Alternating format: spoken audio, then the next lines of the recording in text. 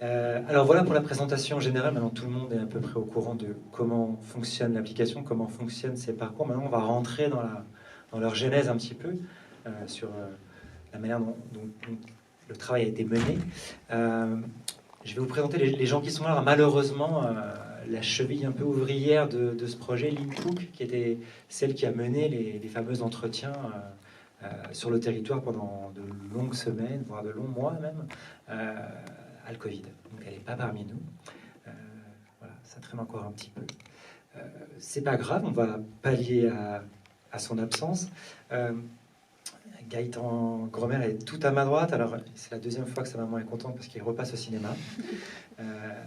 Il est là en tant que porteur de ce projet-là, mais aussi en tant qu'artiste, puisqu'il a composé avec Antoine Spindler, qui a fait le concert hier, qui est dans la salle là, notamment l'univers sonore, la musique du parcours de Mathieu Hepp, qui est un auteur qui vient du conte plutôt.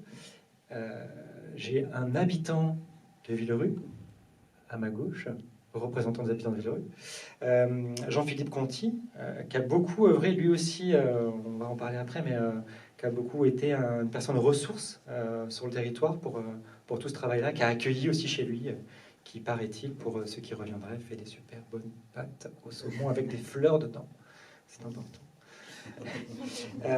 Et j'ai Hélène Gaudy qui est une autrice aussi, qui a signé un des parcours, le parcours d'ailleurs qu'on vous propose après cette table ronde, qui part de l'église de Villerue, qui fait une boucle en venant à l'Arche et qui revient à l'église. Donc ceux qui étaient hier au concert ont pu entendre beaucoup des témoignages qu'elle a utilisés sur l'histoire de Micheville et de Villerue. Peut-être pour commencer, Gaëtan, n'étant pas là, ce qui est très intéressant, je trouve, comme proposition artistique, c'est que, d'une part, dans le cadre d'ESH 2022, Capitale européenne de la culture, il y a un projet transfrontalier là, qui se noue à la fois au Luxembourg, à la fois ici, avec des résidences même à Strasbourg, puisque la première... Hélène a été l'autrice d'un premier jet de ce travail-là à Strasbourg dans le cadre de Musical l'année dernière, du festival musical l'année dernière. Mais aussi, c'est l'articulation à la fois de ça et d'un vrai travail de territoire dans lequel le numérique n'est qu'un support facilitateur en fait, pour faire un chemin, un parcours artistique, une sorte de balade rêvée dans un territoire. Oui. Alors, juste un petit détail, il y a eu deux prototypes, on va dire. Il y en a aussi un à Thionville. Je le dis parce que c'est des copains d'ACNUM. Donc, voilà, c'est Thierry Benoît, bien sûr, qui nous a accueillis au puzzle et c'était, comme toujours, parfait. Oui, le support numérique, on l'attend peut-être un peu moins en art, en tout cas dans l'espace public. Ça se fait, hein, on n'est pas les seuls. Après, la question de la technique, pour un artiste, on travaille avec la technique de son temps, comme Mozart travaille avec la clarinette, donc ça c'est une chose, mais c'est vrai que c'est pour ce type de projet qui cherche à s'ancrer, à être auprès des gens qui vivent là, c'est juste parfait, puisque quelque chose comme 92 ou 95% des gens ont un smartphone dans leur poche. C'est accessible 24 heures sur 24, on peut y aller en Bermuda si on a envie, et du coup ça facilite à fond l'accès et ça donne envie à tous ceux ça donne envie de participer, quoi, de nous raconter des choses. On peut partir de là, l'intérêt pour un lieu. En fait, ça croise beaucoup d'intérêts. On parle souvent de médiation par l'intérêt. C'est une manière logique d'intéresser les gens à un projet. Ben, vous vous intéressez à l'art, ok. Vous vous intéressez à votre lieu, venez nous raconter votre lieu. Vous vous intéressez aux nouvelles technologies. Ben, ça tombe bien, c'est sur des nouvelles technologies. En fait, ça brasse pas mal d'intérêts croisés, quoi. Et donc, c'est effectivement un super outil pour ce genre de projet. Alors on est accueillis par l'Arche aujourd'hui et hier le directeur nous expliquait comment ce nouveau bâtiment essaie de s'implanter sur un territoire qui est compliqué, qui a une histoire, etc. Toi dans ta démarche, tu as aussi tout de suite l'intuition d'associer des auteurs avec des musiciens, de constituer des binômes comme ça, en ayant l'input qui n'est pas là, mais qui a donc été cette cheville ouvrière, qui a mené beaucoup d'entretiens, qui est là pour travailler une matière, recueillir de la matière tous azimuts de paroles d'habitants d'ici, pour creuser l'histoire, pour creuser la frontière, pour creuser ce qu'ils ont dans leur tête, etc. Et le fait d'associer un binôme comme ça qui ne se connaissait pas forcément, c'est une petite prise de risque, mais qui en même temps fait qu'on parachute pas des artistes comme ça sur un territoire en leur disant débrouillez-vous. Non, on n'est pas trop dans le débrouillez-vous. Au contraire, c'est encore tout à fait perfectible. Ils nous aideront d'ailleurs à perfectionner ça. Mais oui, bah alors l'idée du binôme, nous on vient des arts sonores. La musique, c'était assez naturel. Et au fur et à mesure des projets, en se baladant dehors, je me racontais des histoires. Notre cerveau est fait comme ça. Et je me suis évidemment dit que ce serait parfait d'entendre des histoires. Maintenant, le fait qu'ils arrivent sur ce territoire et qu'on a tout un processus en amont pour aussi faciliter la tâche des auteurs, et ne pas les mettre dans un endroit effectivement où ils devraient rester pendant 6 mois, etc. Parce que tout simplement ils ont une vie et que si on veut aussi qu'économiquement ce soit intéressant pour eux, il faut réduire un peu ce temps de résidence. Et du coup on se creusait la tête parce qu'il n'est pas question non plus de les envoyer 3 jours, on repart et il se passe rien. Et donc, petit à petit, on a ce protocole de collecte, on a toute une équipe qui travaille. Ici, c'est Lynn qui a fait beaucoup, mais elle n'était pas toute seule, elle était assistée de 2 à 3 personnes suivant les moments, parce qu'il faut aussi dérocher 170 entretiens, ça doit faire 250 heures ou 300 heures à dérocher. Et les artistes, à la fin, ils ont un accès sur un drive où tout est mis dans la mesure du possible avec les extraits les plus intéressants sur des samples qu'ils peuvent écouter courts, déjà découpés, etc. Du coup, pour faciliter ce travail, parce que sinon pour les artistes c'est un boulot de dingue de le faire en vrai. Voilà. Et du coup, après, on essaye d'échanger s'il y a besoin de plus de matière, parce qu'il y a ces entretiens, mais après, il y a des habitants qui se lancent encore plus loin dans l'aventure. C'était le cas de Jean-Philippe et d'autres qui accueillent des artistes, qui discutent avec eux, qui les amènent en balade, qui leur font découvrir le lieu, etc. Et donc il y a vraiment tout un travail comme ça qu'on essaye encore d'affiner pour amorcer ce travail qui demande un temps délirant. Quoi. Le deal de départ aussi, c'est que les artistes en font ce qu'ils veulent. On a 2 exemples. Par exemple, Hélène a conservé beaucoup d'éléments documentaires. Tu les as même insérés tels quels dans ta fiction, dans ton récit. Là où Mathieu, tu es parti beaucoup plus loin que ça, sur un conte, sur une histoire plus fictionnelle.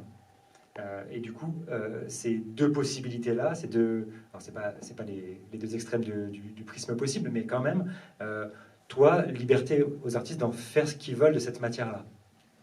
Oui, ça c'est le point de départ. Et de toute façon, si on veut un bon résultat, ça me semble être l'évidence. C'est vrai qu'on y tient, on a une position non pas d'acteur socioculturel, mais d'artiste. Et du coup, là je parlais de ce qu'on fait en amont, mais il y a aussi tout ce qu'on va faire après. Pour rendre ce travail, parce que si la matière n'est pas obligatoirement utilisée, si elle sert, tant mieux, elle sert toujours en vrai, mais après, d'une manière ou d'une autre, plus ou moins éloignée. Et on est aussi en train d'inventer, toujours en cours de route, des systèmes de restitution. Alors, il y a les choses pédagogiques, les habitants on va nous aussi essayer de leur offrir des choses, ateliers de création, d'initiation, etc. Mais aussi... là, on va faire un outil, une sorte de radio un peu générative avec toute la matière du off, c'est-à-dire avec toutes les voix des habitants, tous ces samples, toutes les prises de son de Marc Namblard qui a fait 6 séjours pour les prises de son. Et du coup, on essaye d'imaginer quelque chose d'un peu sexy pour restituer ça. Et suivant les endroits, il y a aussi les détours là, avec Musica pour cette année, par exemple, on travaille avec 8 classes. Et ces 8 classes, avec la matière collectée qui n'est pas utilisée, ou même celle qu'on utilise, ils vont créer un petit parcours qu'on appelle les détours, qui est un parcours pour le coup 100% amateur, et c'est annoncé comme ça. Voilà, parce que pour nous, en tout cas, c'est sûr, l'œuvre reste l'œuvre, c'est très important, mais c'est aussi très important de respecter le temps qu'on nous a offert, et donc de restituer de la même manière la plus juste tout ce travail. Jean-Philippe, toi, tu as accueilli chez toi nombre d'artistes de ce projet. Tu as été un facilitateur, un connecteur, tu as présenté des gens, tu as noué des contacts, tu as aidé quand tu as pu, tu me racontais ça hier. Quel regard tu portes aujourd'hui sur le résultat? Je crois que tu as fait un parcours hier ou ce matin. Comment tu vis le trajet d'avoir accompagné ça, d'avoir raconté un bout de ton histoire? Je le dis, mais tu vois, je vais te laisser en parler, mais tu as bien connu l'usine sidérurgique qui était là, à Migiville, ton père y travaillait. C'est pas de l'imaginaire, c'est du vécu pour toi. Du coup, qu'on s'empare de l'extérieur de cette histoire, comment tu le vis aujourd'hui? Bonjour.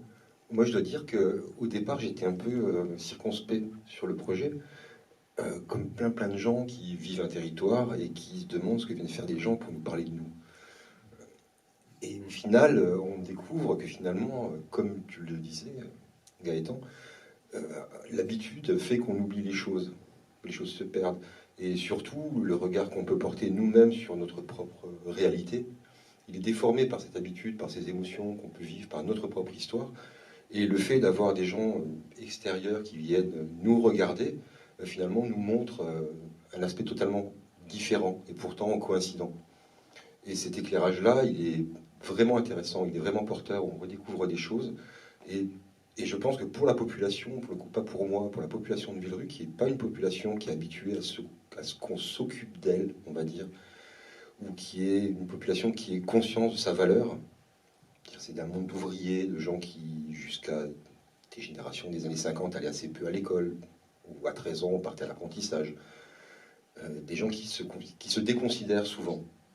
Et le fait que ce projet, à travers Edge 2022, et la structure interne, intégrale d'Edge 2022, viennent regarder ce territoire et viennent lui apprendre des choses sur lui-même, est vraiment importante et intéressante. Il y a plein de gens qui ont eu, j'ai eu ensuite des relations avec les gens que j'ai pu présenter, par exemple, et qui étaient, oui, fiers, qui étaient dans l'incompréhension de savoir pourquoi on venait les voir. Et je pense que c'est arrivé à l'INPO.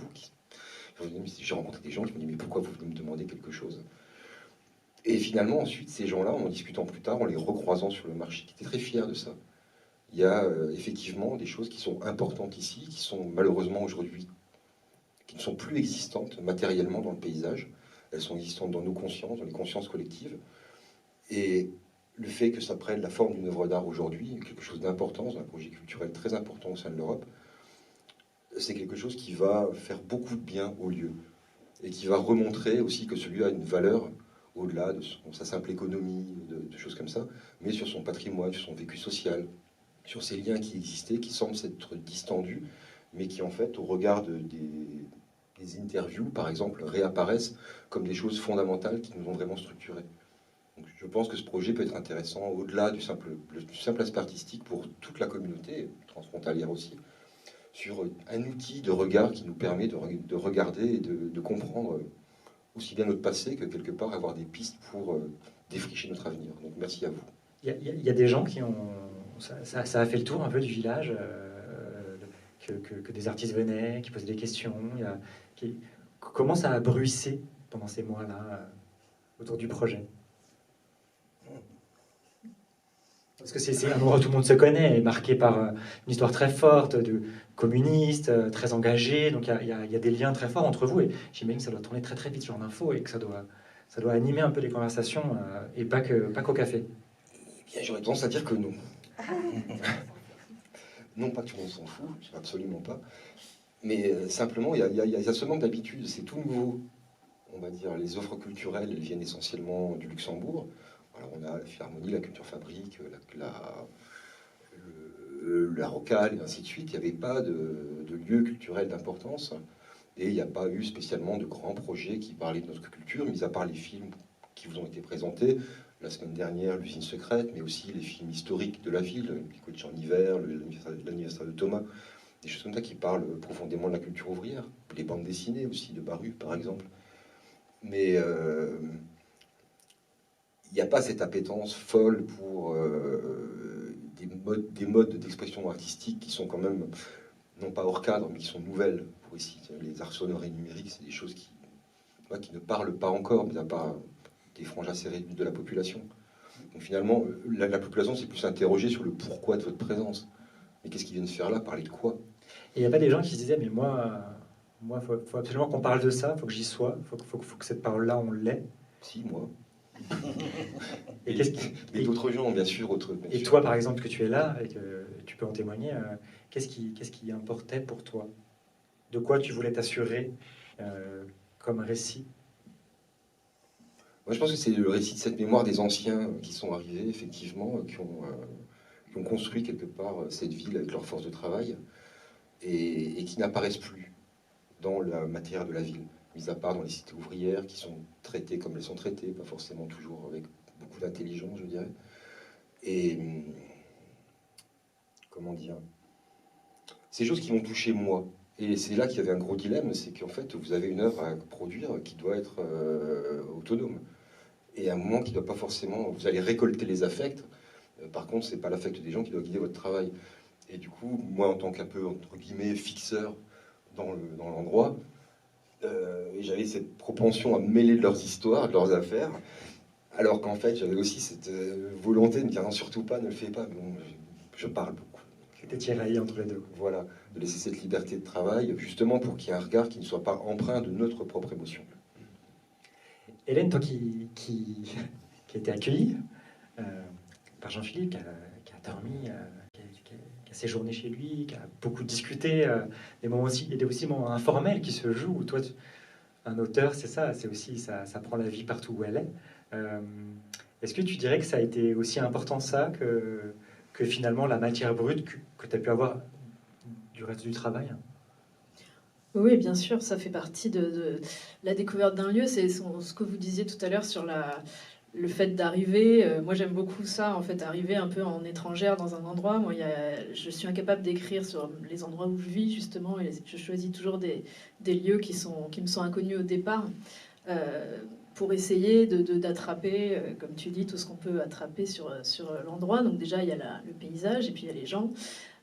Voilà, donc évidemment, on a beaucoup discuté avec Jean-Philippe, qui m'a montré des photos aussi. Alors moi, j'ai beaucoup travaillé à partir d'images. Ça a été aussi une des grandes sources d'écriture. C'était les images anciennes, parce que mon envie, c'était un peu de faire ressurgir, quand on marche dans la ville, de faire coexister en fait les images d'avant et ce qu'on voit, et peut-être le futur aussi. En tout cas, de montrer le fait que les temps ne sont pas étanches, quoi, que les temps sont poreux, et que si on regarde bien une ville, si on écoute les gens, et si on regarde même juste l'urbanisme et le paysage, on peut trouver les traces et faire ressurgir ces images-là.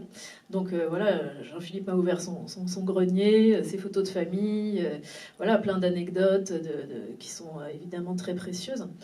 Et le travail de Lynn, évidemment, a été extrêmement précieux. Moi, souvent, c'est un travail que je fais seule quand j'arrive dans un endroit. Alors, bien sûr, pas dans les mêmes proportions, hein, pas des centaines d'entretiens, mais j'aime bien faire ça aussi. Et donc là, c'était une expérience différente de partir de la matière recueillie par quelqu'un d'autre, mais d'aller après faire aussi une sorte de travail de montage pour les voix, et puis d'essayer d'assembler tout ça. Mais les rencontres, bien sûr, ont été essentielles. Et c'était évident pour toi tout de suite que tu allais garder des passages entiers documentaires, en fait, dans ton récit, que ton récit allait être entrecoupé comme ça de paroles brutes d'habitants, d'habitantes? Alors pas au départ. Au départ, j'avais l'intention d'utiliser vraiment ça comme une matière et d'en faire voilà, des ingrédients du récit. Mais c'est vraiment en entendant, en essayant justement de dire les choses autrement, et en me rendant compte que la trace, bon, c'est aussi beaucoup un travail sur les traces, donc je disais les traces images, mais aussi les traces sonores. Donc j'ai travaillé avec Christina Kubich, qui est une artiste sonore qui elle, enfin, elle fait beaucoup de choses différentes, mais en tout cas, un des aspects de son travail, c'est de faire ressurgir en fait ce qui est inaudible dans une ville. C'est par exemple de faire entendre les ondes électromagnétiques, enfin, voilà, tout ce qu'on ne peut pas entendre. Et moi, je travaille beaucoup sur l'invisible, donc je trouvais qu'il y avait un beau lien entre son travail et le mien là-dessus. Ton parcours s'appelle Les Saisons Invisibles. Voilà, pour essayer de faire ressurgir à la fois les sons, et ici il y a beaucoup de sons, il y a eu beaucoup de sons. Jean-Philippe, tu pourras si en parler, on m'en a beaucoup parlé de ça. Évidemment, quand les usines étaient en fonctionnement, il y avait un bruit permanent, et il y avait aussi les trains. Enfin voilà, il y avait toute une vie sonore en fait qui a disparu. Et Christina avait dit justement en arrivant, oui, finalement, on a des traces des images, enfin on a des photos, etc. Mais on n'a pas de traces presque des sons disparus. Enfin, en tout cas, c'est moins, on fait moins attention à ça, quoi, à la partie sonore de ce qui disparaît. Et voilà, donc l'idée c'était vraiment de mêler tout ça et le fait d'avoir le grain de voix des gens, la façon dont ils s'expriment. Il y avait vraiment une relation à la trace que je trouvais très cohérente avec l'ensemble du projet. Et puis les gens disent les choses souvent beaucoup mieux qu'on pourrait les reformuler. Et je trouve ça intéressant de confronter en tout cas de l'écriture littéraire et vraiment de la parole, voilà, et de voir comment ça peut marcher ensemble. Dans ce projet, il y a les lieux, tu parlais des lieux, les lieux et les trajets de ces balades sonores comptent beaucoup. Je me tourne vers toi, Mathieu, parce que toi, tu es carrément allé à la Borne de Fer, hein, qui est un bout de forêt, c'est ça? Je me trompe pas ici, hein? Oui, c'est une forêt. Enfin, c'est dans la forêt. C'est dans la forêt, c'est un endroit. Entre Audun et Autange. Et toi, du coup, tu t'as proposé une sorte de balade dans cette forêt, inspirée d'un conte? Ou tu as créé un conte dans cette forêt? En fait, c'est assez intéressant parce qu'entre nous, cette forêt n'a rien d'incroyable.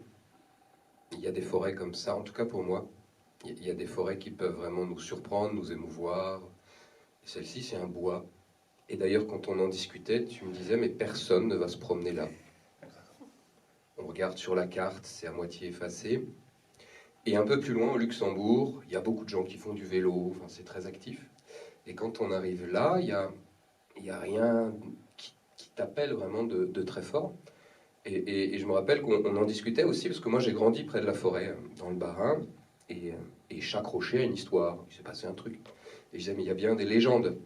Et je me rappelle très bien, tu m'as dit, ben non, ici c'est des ouvriers, c'est pas des paysans, ils n'ont pas eu le temps de charger ces lieux avec des histoires. Donc on arrive dans un espace qui est pas stupéfiant, qui est pas chargé d'histoire, mais il y a ce nom, Borne de Fer. Et voilà, le travail a commencé comme ça. Moi, ce que j'aime bien faire, parce que je fais des balades contées, moi je viens du spectacle vivant, donc avec des groupes qu'on emmène. Et c'est souvent un travail qui va croiser des anecdotes, des choses modernes, et puis des récits anciens. Et là, évidemment, on a la chance d'avoir une voix romaine qui passe pas loin. Donc on peut convoquer tout ce qui est mythologie gréco-romaine, l'imaginaire de la forêt, et petit à petit, les choses se dessinent comme ça. Et quand même, un élément de cette forêt qui est surprenant pour le coup, c'est qu'il y a ces espèces de grands trous, un peu comme des trous d'obus qu'on peut voir un peu encore en Meuse maintenant, qui sont très adoucis, et des espèces comme des chemins de serpents dans la forêt, qui sont les anciennes mines à ciel ouvert et les anciens chemins qui avaient été creusés, et qui sont juste sur une zone du bois, mais qui du coup sont stupéfiants, extraordinaires, saisissants. Et à partir de là, ouais, en discutant, parce qu'on a écrit aussi avec Antoine et Gaëtan, on en a pas mal discuté de ces récits, on est parti sur plusieurs époques. Donc il y a une histoire qui se passe du temps romain, une autre histoire qui se passe au 19e siècle, juste après la fermeture des mines à ciel ouvert, et une autre histoire bricolée à partir d'un échange qu'on a eu aussi, où tu disais qu'il y avait beaucoup de Capverdiens qui arrivaient maintenant pour travailler au Luxembourg, et qui du coup rencontraient une population qui était aussi portugaise, et qu'il y avait des gros changements de population à Audun ces dernières années. Et du coup, le pari, c'était un peu de faire vivre cette forêt à partir de 3 époques différentes, avec des motifs qui vont passer d'une époque à l'autre, et de garder quelque chose de cohérent. Ça, c'était un peu la base narrative. Et ensuite, on a eu l'idée, tous les 3, d'un jeu de pistes, en fait. Parce qu'une des grandes questions que j'ai, moi, quand je suis un groupe, quand je suis dans le groupe, qui suit une visite, c'est pourquoi est-ce que je suis là? Qu'est-ce qui me donne envie d'écouter la suite? Et ok, on va faire l'itinéraire point après point, et voilà. Et il nous a semblé que la chasse au trésor, parce que c'est une proposition familiale, a quelque chose d'un peu excitant et va régénérer ce pacte d'écoute. Parce que ça n'a rien d'évident d'écouter quelqu'un qui parle dans un casque. Et qu'est-ce qui va me donner envie d'aller à l'espace suivant? Et donc on a travaillé un peu sur des principes ludiques qu'on a bien sûr imaginé beaucoup plus complexes au début. Et puis au fur et à mesure, on a simplifié pour arriver à quelque chose qui fonctionne et qui est quand même efficace. Et moi j'aime vraiment ce travail à la fois de matière qu'on va mélanger et de contraintes liées au lieu. Combien de temps ça dure? Est-ce qu'on peut faire marcher des enfants 3 heures? Non. Est-ce que ça capte? Pas toujours. Où est-ce qu'on s'arrête? Etc. Et je trouvais que c'était un bel exemple de mélange de contraintes qui arrive à un objet qui est ce qu'il est. Et, enfin, moi, j'étais content, je l'ai fait ce matin, j'étais content de le faire. C'est la première fois que je m'entends raconter, en fait. C'est le compteur qui s'écoute compter. Ça. Donc, pour en revenir à la question précédente, quand tu me demandais très bien comment les gens l'ont ressenti ou des choses comme ça, moi, je crois que les gens, ils l'ont ressenti aussi. Ils ont ressenti l'extrême bienveillance des artistes qui ont participé à ce projet. Moi, j'ai vu des gens qui revenaient chez moi, le sourire aux lèvres, en étant contents, heureux d'avoir rencontré des gens, de partager des expériences, et qui faisaient avec plaisir, qui travaillaient beaucoup. Chez moi, on mettait des tables supplémentaires pour pouvoir poser les affaires d'enregistrement, tout ça. Et des artistes qui travaillaient tard le soir, qui se levaient tôt le matin, qui parlaient de façon informelle aussi de leur projet, et de rencontrer par la suite des gens. J'ai pu retourner voir quelques personnes, et effectivement ce choix entre guillemets de fixeur, il était aussi dans ma dimension personnelle. Il y a des gens que je peux identifier dans la ville, que vous, arrivant là, but en blanc, ne saurez pas forcément identifier. Des gens très importants, parce qu'ils sont des gens qui ont articulé notre histoire. Quel type de personnes, tu peux nous dire un petit peu? Je pensais que tu avais vu, toi, des gens comme Madame Falcon, par exemple, ou dernièrement, voilà, la semaine dernière, c'est un autre projet, c'est le groupe qui s'appelle Icono, qui va présenter quelque chose en fin d'année, et deux photographes, Patrick Galbat, qui fait de la photo pour Esch, le théâtre d'Esch, entre autres, une écrivain qui venait et journaliste qui venait, Aurélie, qui venait de Marseille. Et par l'intermédiaire de ma tante, j'ai fini par apprendre que Cité des Belges, donc une des plus anciennes cités de Villerue, qui, on va passer pas loin tout à l'heure, je pense, qui était né dans cette cité. Donc c'est quelqu'un qui avait l'âge de ma grand-mère, qui a été ami avec mon père dans son enfance, qui a vécu toute sa vie, à part 10 ans d'intermittence, qui a vécu toute sa vie là. Et c'était l'occasion pour moi aussi de retourner voir cette personne et de m'introduire chez elle, alors que j'ai aucune raison de le faire. Et retrouver ces éléments de ma vie d'enfant dans cette même cité chez ma grand-mère, par exemple. Tout ça pour dire que cette personne était finalement très surprise aussi, pourquoi on vient là. Et qu'en y entrant, en y faisant entrer les photographes, on se rend compte que là, il y a toute cette culture italienne dans le temps, qui est dans la cave, qui a été réaménagée comme une espèce de laboratoire de cuisine incroyable, où on peut faire des centaines de milliers de capellettes. Et aussi cette structure architecturale des cités ouvrières, de ce système où on faisait habiter dans une maison de 50 mètres carrés, des familles, la mienne, celle où je suis originaire, de 8 enfants, avec les parents, donc 10 personnes. Et il y avait les charbons à la cave, hein, j'avais peur quand j'étais gamin. Et retourner là, voir ça, je me suis dit, mais quelle belle structure, cette double voûte en pierre, dans la cave, qui sert de fondation à cette maison. Quel beau patrimoine. Et à un moment, cette information-là, elle est passée un peu à la trappe, on va dire. Dans toutes ces destructions, c'est comme si on n'avait rien, et en fait, il n'y a pas que des traces. Il y a des choses qui sont prégnantes dans le paysage et qui vont avec la vie des gens. Il y a une grande corrélation entre l'identité matérielle du territoire et la vie qu'on a vécue. Ça a permis de le mettre en lumière, et vous l'avez fait avec justement cette bienveillance de l'écoute, et qui a été vraiment pris comme telle. Toi, Hélène, tu disais tout à l'heure que pour revenir sur les lieux, que tu as eu besoin d'aller sur les lieux, de ce parcours justement, ces stations précises où ton récit s'ancre face à quelque chose, face à un paysage où la trace de l'homme est importante, où les strates du passé peut-être sont encore là, ou disparaissent, ou sont enfouies, mais que tu as envie de faire ressurgir. Comment tu l'as composé? Est-ce que tu as mis du temps ici à trouver ton parcours? Alors on l'a vraiment fait ensemble avec Christina, ça c'est vraiment ce qu'on a fait le plus toutes les deux. On voulait vraiment partir avec le parcours précis, les photos, les lieux, pour pouvoir après travailler à distance, mais avec vraiment ce socle commun. Donc on l'a choisi ensemble. Christina elle a enregistré des sons aussi sur place qui sont pour certains dans la composition finale.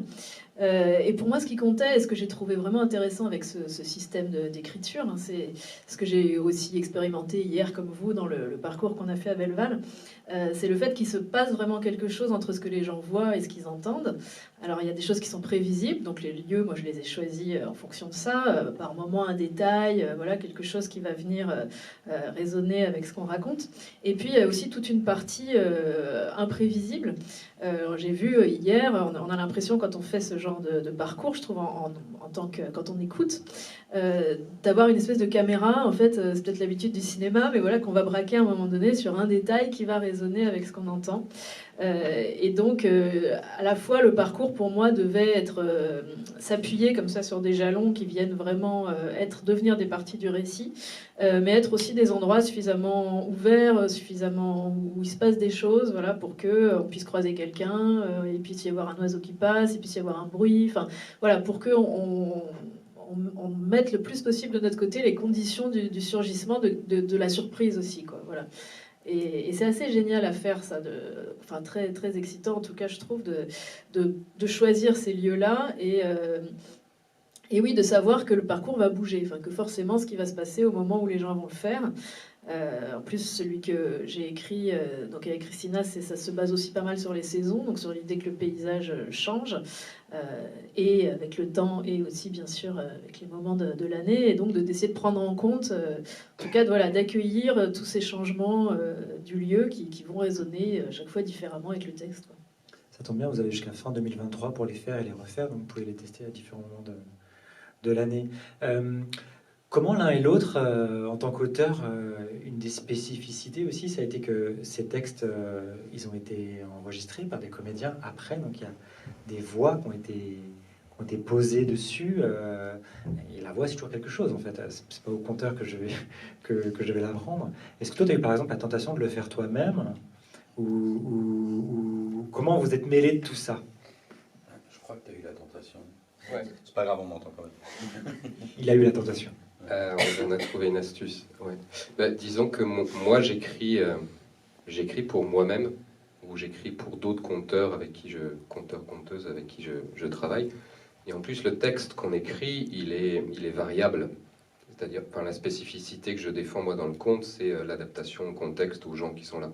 Donc oui, il y a une trame narrative qui existe, mais pour moi, c'est de la reformuler en fonction des gens qui sont là.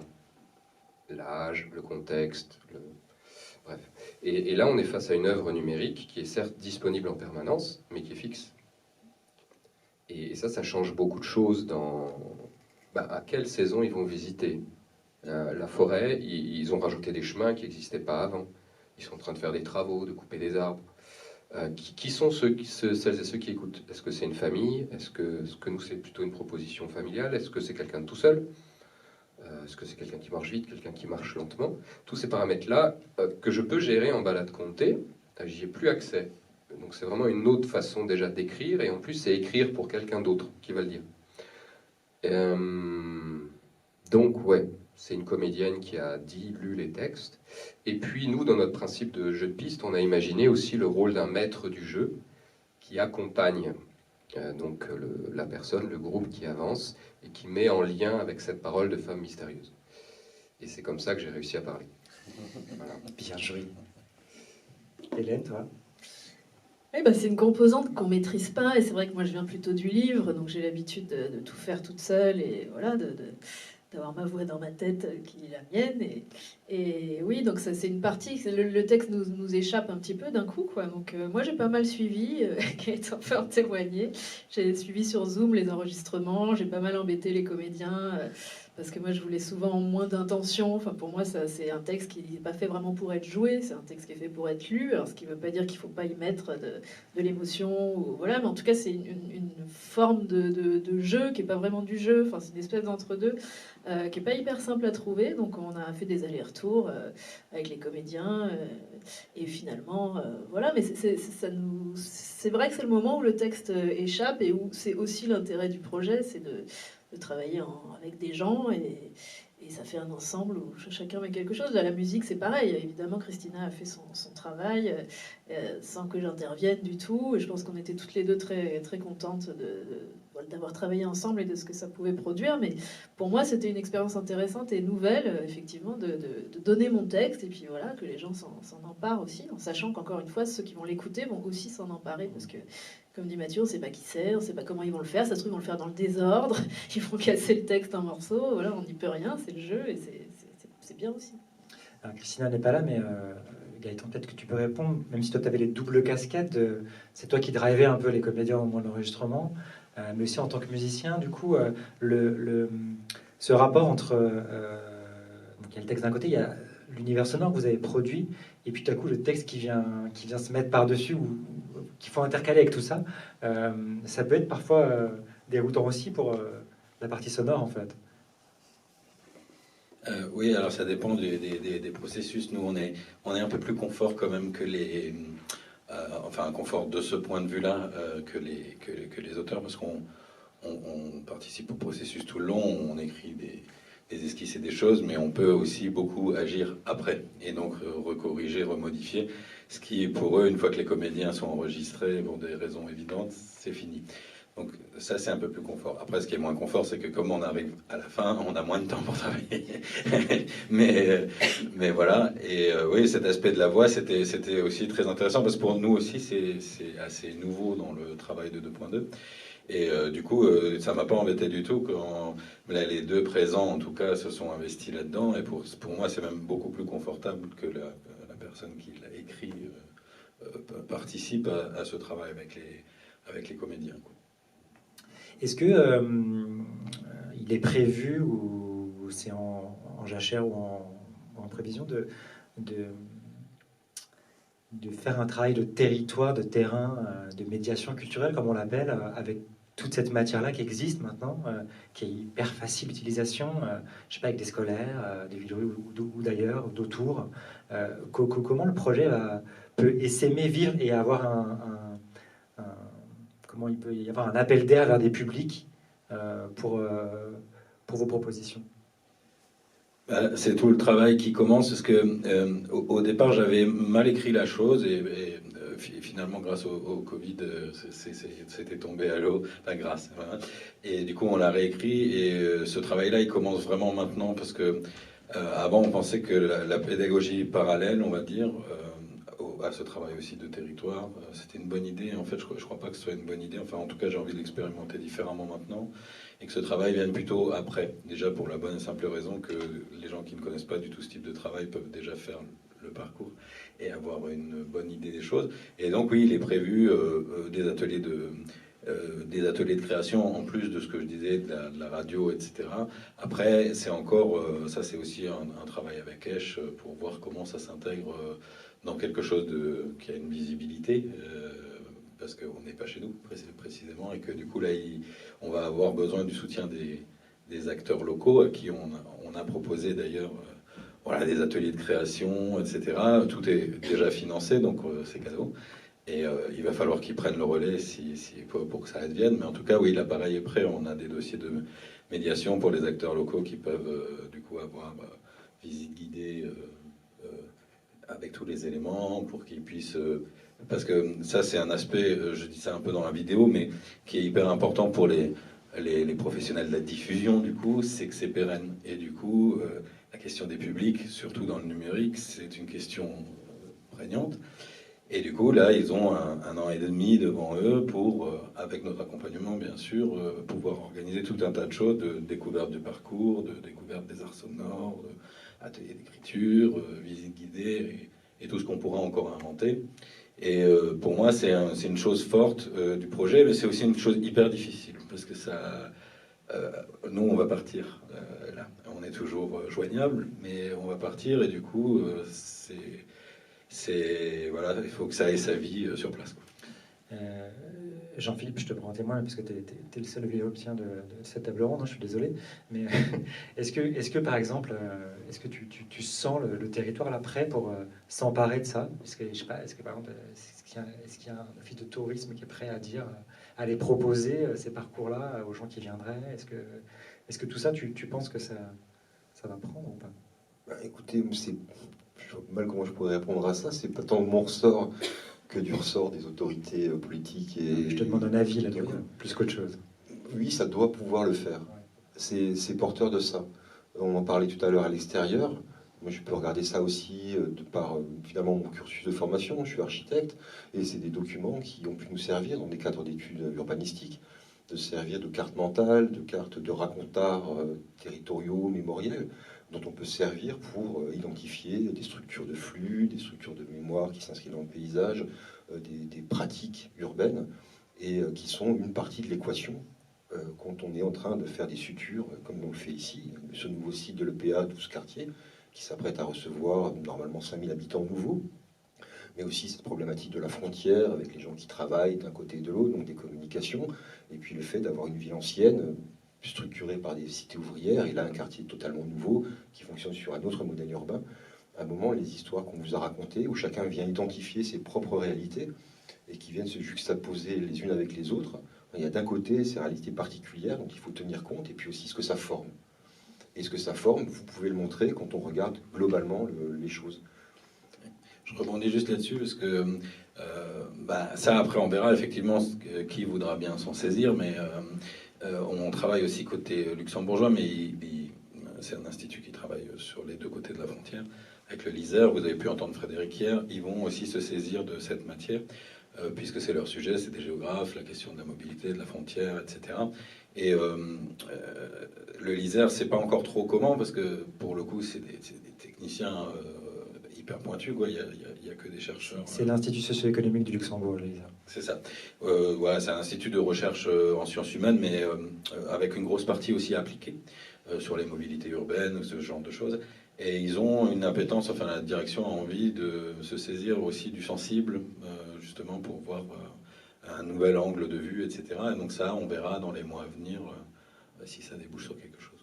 Alors, moi, de l'extérieur, quand même, il y a quelque chose qui me frappe, c'est que je trouve que le projet ce projet tombe presque à pic à une époque où ben voilà, on est à l'Arche aujourd'hui. Il y a une nouvelle strate de construction et de vie à venir, de population à venir, d'histoire à venir là, qui commence à arriver, qui recouvre l'ancien site de Michel qui n'est plus visible, dont les traces vont petit à petit disparaître. Et du coup, ce récit vient là, juste avant les nouveaux arrivants qui vont du coup avoir ce témoignage-là comme de traces réelles de ce que c'était. C'est quand même pas mal, ça. Ah oui, c'est très bien, on n'est pas dans un endroit vierge, dans un endroit très très marqué. Et tout d'un coup, avoir la possibilité d'identifier les choses, de raconter notre histoire, c'est aussi une façon de continuer, enfin de peut-être enfin faire exister dans une réalité documentée, écrite, proposée, et à travers une œuvre d'art. Et c'est d'autant plus beau, en la parcourant, j'ai oublié de dire ça tout à l'heure, moi je trouvais qu'il y avait beaucoup de poésie même le choix des choses qui ont été prises comme ça, la façon de faire cette musique. Il y avait vraiment énorme. J'ai découvert quelque chose finalement. J'ai très envie d'aller parcourir ce parcours tranquillement. Et pourtant, c'est un lieu que je connais, on voit différemment. Et ça doit nous apprendre un peu regarder la réalité des choses autrement que depuis l'intérieur des murs de notre propre château, comme ça. C'était Jacques Lacan qui parlait de choses un peu comme ça. C'est super important. Moi, ce que j'espère, c'est que les autorités ici, les acteurs aussi bien du monde de l'art que de la politique, parce que finalement, votre projet, là aussi, cette espèce de dimension philosophique et qui peut servir aussi à la politique, au sens noble, de s'occuper de sa ville et de son environnement, est une belle chose, une chose sur laquelle on peut s'appuyer, qui nous parle à tous. Ça commence, vous le verrez tout à l'heure dans la balade, en fait, on a prévu une belle signalétique en lave émaillé et ils l'ont installé. Ça pose évidemment plein de problèmes parce que espace public, pérennité, il y a des choses qui sont carottées dans le sol, les petites, et puis il y a ce gros truc jaune, parce qu'on n'a pas fait les choses à moitié, c'est jaune. Et c'est à Villerue, sur les 6 communes, où c'est allé le plus vite, finalement. Ils avaient un vrai engouement pour ça. Je voudrais juste ajouter quelque chose oui, par rapport au site. Tu disais qu'effectivement ça tombait bien puisqu'il y a des nouveaux habitants qui arrivent, c'est vrai. Mais ce qui est rare aussi et particulier à Villerue, c'est qu'il y a vraiment déjà plus de traces, enfin, même avant c'est arrivé. Hein. Enfin, en tout cas, presque plus de traces visibles des sites industriels. Quand on voit par rapport à Belleval, par exemple, où il y a cette mise en valeur du patrimoine industriel, qui est là à Villerue, au contraire, il n'y a vraiment rien. Et la ville a été, enfin rien de visible, hein. Presque rien, à part le mur. Le mur qui est, voilà, dont tu parlerais mieux que moi, mais le mur alvéolé, mais sinon c'est quand même une ville qui a été construite autour de cette usine et tout a été rasé et donc on se retrouve avec quand même un vide qui est assez visible, qui effectivement va être comblé. Mais je trouve que voilà, moi c'est une des choses qui m'a frappée en arrivant ici, c'est l'importance de ce vide, quoi, ce lieu autour, cette espèce de trou autour duquel la ville est construite et on ne voit plus rien. Et je trouve que c'est d'autant plus important du coup d'avoir une histoire orale ou écrite, ou en tout cas voilà une histoire qui circule pour circonscrire un peu ce vide-là, quoi. Est-ce qu'il y a des questions dans le public? Tu vois, le moment où tout le monde baisse les yeux. Une fois, 2 fois, 3 fois. Sûr? Ah! Tu la poses fort, Valérie? Valérie Perrin? L'application, elle est prévue pour durer combien de temps? Alors, l'application, on espère pour l'éternité. Mais là, techniquement, contractuellement, c'est 31 décembre 2023. Mais il n'y a pas de raison que ça ne dure pas plus longtemps. Il y aura juste quelques problématiques de droit d'auteur à régler avec les auteurs, en l'occurrence. Mais à part ça, voilà. Et nous, on l'a... L'application, elle est en interne. C'est aussi hyper important pour qu'on ne soit pas dépendant de quelqu'un qui cesse son activité, etc. Donc Elle est développée par vous, en fait. Oui, on l'a complètement développée. Moi, j'ai une petite question. Vous disiez que Thomas, tu posais la question de savoir comment les gens avaient vécu le moment où il y avait la récolte et tout ça. Mais il y a une présentation qui a été faite aux habitants de Villerupt du parcours. Il y a eu un petit moment fait de présentation générale de l'application où chacun est libre de découvrir de son côté. Les deux, mon capitaine. Il y a des visites guidées prévues. Alors pareil, on a eu quelques soucis que vous connaissez avec le Covid. Et donc tout ça est reporté dans la seconde phase, c'est-à-dire à partir de maintenant. Tout à l'heure, je pense qu'il y a déjà on les a bien sûr invités. Il y en a quelques-uns qui seront là, enfin qui se sont inscrits en tout cas. Et on aimerait justement, ça fait partie du processus dont je parlais, c'est-à-dire moi je vais revenir ou quelqu'un de l'équipe en faire, et c'est à ce moment-là c'est un peu de la formation de formateurs, c'est-à-dire que c'est dans ces visites-là que j'aimerais qu'il y ait des habitants, mais aussi des acteurs locaux qui puissent reproduire la visite. Eh bien, merci à tous. Je vous propose de la faire dans une vingtaine de minutes. Le départ se fera devant l'Arche pour aller jusqu'à l'église. Et le parcours commence vraiment à l'église. Merci à toutes et à tous d'avoir été là. Voilà. Merci.